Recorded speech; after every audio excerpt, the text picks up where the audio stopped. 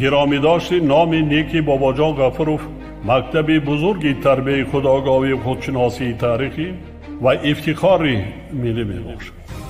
بنابراین ما را ضرور است که خاطره این فرزند فرزانه ملت را پاس داریم.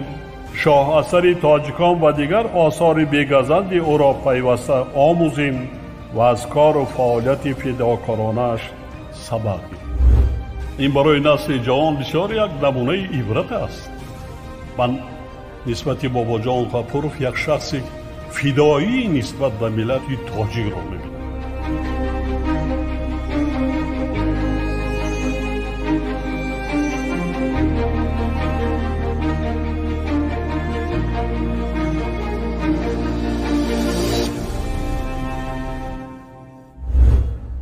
درود شنونده های گرامی، با توجه شما گفتار ادبی از سلسله خوانش بدیعی از روی کتاب تاجیکان اکادمیک بابا جان غفورov، نشر مختصری علمی عاموی، راوی هنرپیشه خلقی تاجیکستان قربان صابر. آغاز گفتار 44.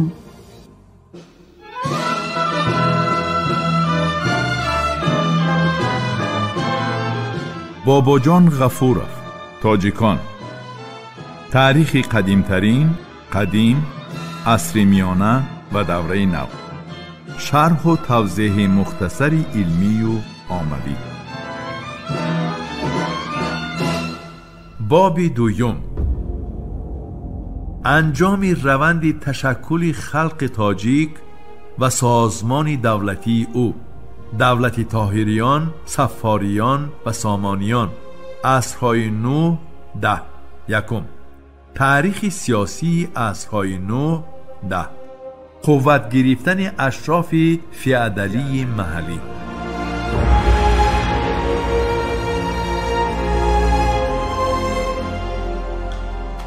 در این باب اکادمیک بابا جان غفورov درباره قوت گرفتن اشراف محلی در خراسان، حرکت شعوبیه همچون زمینه غایوی تأسیس دولت‌های ملی ایرانیان، خاندان برمکیان و نقش و جایگاه آنها در سیاست و دولتداری، خلافت، دولت‌های طاهریان، صفاریان و سامانیان معلومات می‌دهد.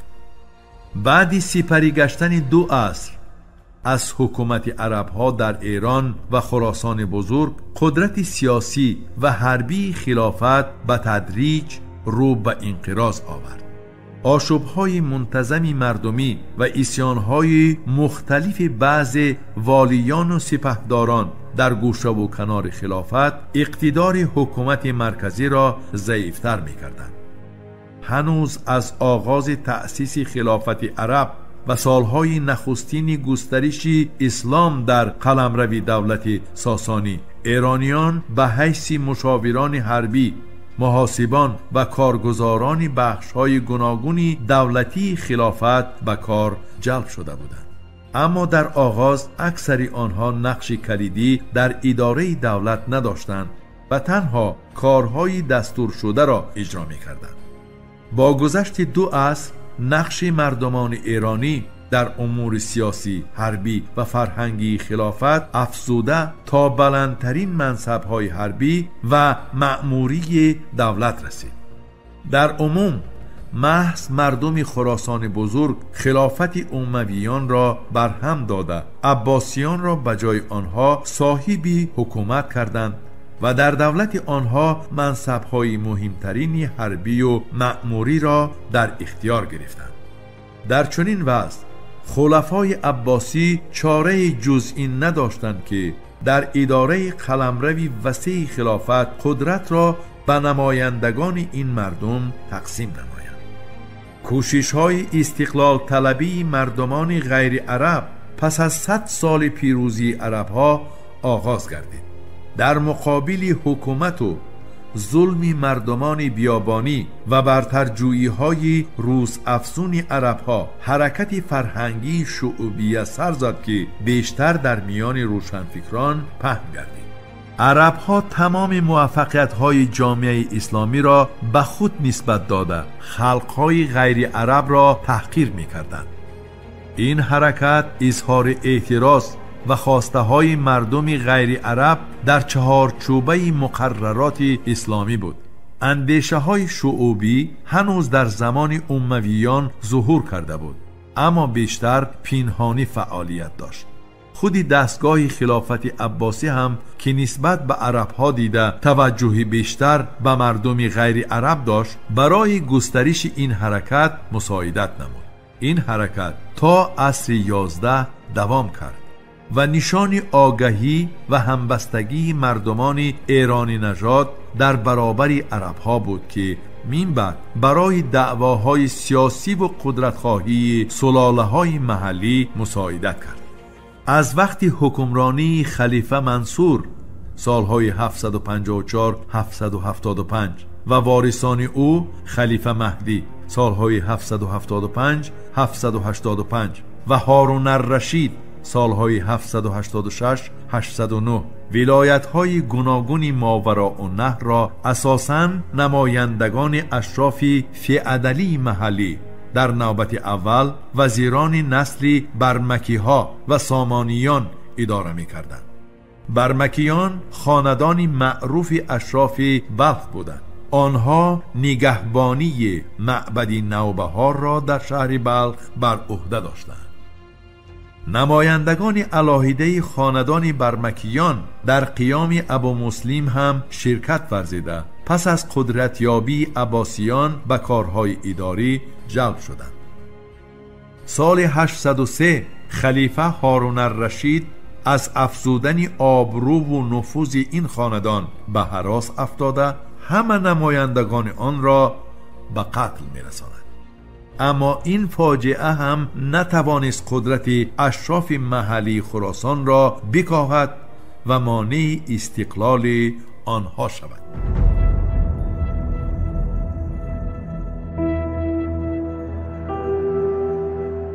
طاهریان 821-873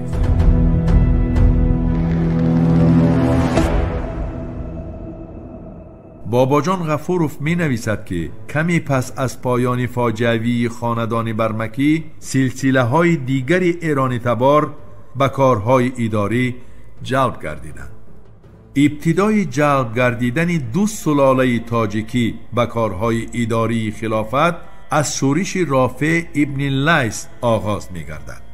رافع یکی از سرلشکران عرب بوده سال 806 در سمرقند دست به شورش میزند و اهالی محلی که از اندازهای بیحدی عباسیان بداد آمده بودند به این شورش همراه گشتند.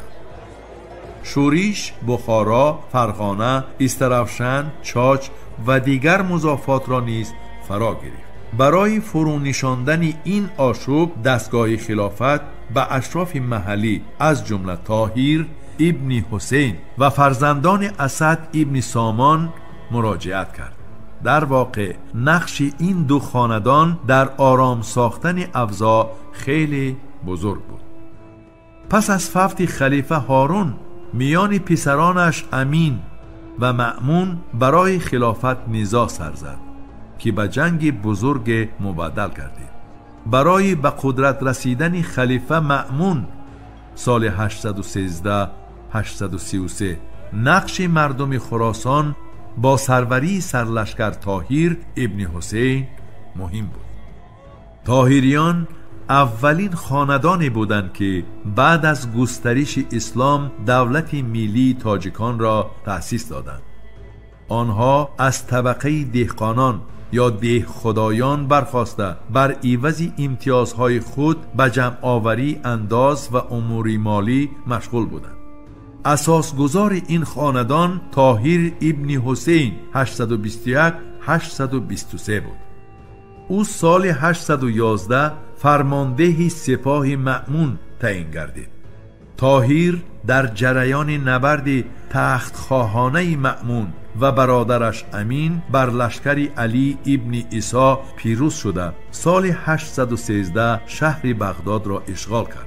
طاهر به پاس خاطر این خدمتش در ملک‌های عراق، فارس، اهواز، حجاز و یمن ناظر دیوانها و مسئول جمع آوری خراج تعیین گردید. سال 821 در شرایط شدت جنبش مردمی در سیستان، کرمان و دیگر جایها طاهر امیر خراسان تعیین شد. طاهر در سیاست داخلی و تعیین و آزاد کردن کارگزاران محلی مستقل بود. طاهر سال 822 نام خلیفه را از خطبه و سیکه خارج کرد، اما یک روز پس از این حادثه طاهر ابن حسین از جانب جاسوسان خلیفه کشته شد. خلیفه پسر طاهر طلحه را به جای پدر امیر خراسان سالهای 822-828 تعیین نمود. پس از طلحه در زمان عبدالله ابن طاهر سالهای 828-844 دولت طاهریان به اوج قدرت رسید. او پایتخت را از مرو به نیشاپور انتقال داد. با پخش شورش‌های خوارج استقرار صلح و امنیت را در خراسان تأمین کرد. برای تنظیم نظام مالیات و تأمین پیشرفت اقتصادی اصلاحات انجام داد. بنیاد باغ و انشاءات آبیاری را افزود. برای مردم نیازمند ماهانه خوراک و پوشاک مقرر کرد. برای تنظیم نظام آبیاری و حل مسئله های مربوط به آن دستور تهیه کرد که 100 ساله ها مورد استفاده قرار داشت. عبدالله طاهر برای حمایه کشاورزان کارمندان خراج را وظیفه دار کرد که به ستم و بیدادی خاتمه دهند. در آن زمان به نوشته مورخ تاجیک گردیزی میان کشاورزان برای کارزها خصومتها صورت می گرفت. با سپارش عبدالله طاهر فقیهان کتاب تألیف کردند که برای حل این گونه مشکلها در عصرهای من بعد هم خدمت کرد. بعد به سر قدرت آمدن معتصم مناسبت طاهریان و عباسیان کمی سرد شد، ولی در آخر خلیفه قدرت عبدالله را در ملک‌های شرقی پذیرفت. عبدالله با نشان صداقت به عباسیان در سرکوبی افشین و اسیان مازیار سهم گذاشت. عبدالله طاهر در شهر نیشاپور کتابخانه بزرگ تأسیس داد که دانشمندان و دیگر خواهشمندان از آن استفاده می کردند. عالمان زیادی از طرف طاهریان به نیشاپور دعوت شده در این شهر میزیستند و از یاری امیران طاهری برخوردار میگشتند. در زمان طاهریان نهاد مرکزی مقامات حاکمیت عالی از دیوانها برید، مظالم، خراج عبارت بود. در این دوره شهرهای نیشاپور، مرو، هرات و بلخ به مرکزی فرهنگ و تجارت تبدیل یافتند. زرابخانه های طاهریان در شهر بخارا، بوست، بلخ، سیجستان، سمرقند، شاش، نیشاپور و هرات عمل می کردند. طاهریان وابسته به تجربه حربیشان از شیوه های گوناگونی پیش برد جنگ، غافلگیر کردن دشمن، بستن راه آذوقه و غیره استفاده می بردند. سپاه طاهریان از قسمهای نظامی دائمی و دسته های علاوگی خوارزمیان عبارت بود. در سپاهداری از طرح تاجیکی قلب، میمنه و میسره کار می گرفتند. در میان سپاهیان تیراندازان و نیزه‌داران نقش اساسی داشتند. سپاهیان جلوریز زره پوش بودند. دولت طاهریان در زمان طاهری دو سالهای 844-862 و نبیره‌اش محمد سالهای 862-873 تنزل یافت. طاهری دو کوشش میکرد که شیوه کار پدرش را ادامه دهد، ولی زمان حکمرانی او وضعیت در سیستان بحران شد. شورش عیاران سر زد و عملاً سیستان از تابعیت حکومت طاهریان خارج گشت. آخرین نماینده طاهریان محمد ابن طاهر سالهای 862-873 در امور دولتداری شایستگی پدر و بابایش را نداشت و مشغول با عیش و عشرت بود. در آخر دوره حکمرانی طاهریان تنها پایتخت نیشاپور در اختیار آنها قرار داشت. طاهریان با میراثی کردن حکومت نقش خلیفه را در تعیین و آزاد کردن امیران کاهش دادند. سیاستی مدارای آنها برای پیشرفت تجربه دولتداری تاجیکان تأثیر گذاشت. طاهریان ثابت نمودند که خلقهای محلی می توانند عنعنه دولتداری سنتی خود را در قلمرو خلافت از نو احیا نمایند.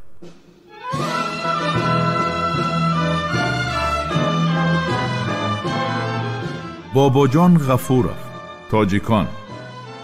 تاریخ قدیمترین، قدیم، عصر میانه و دوره نو. شرح و توضیح مختصر علمی و عملی.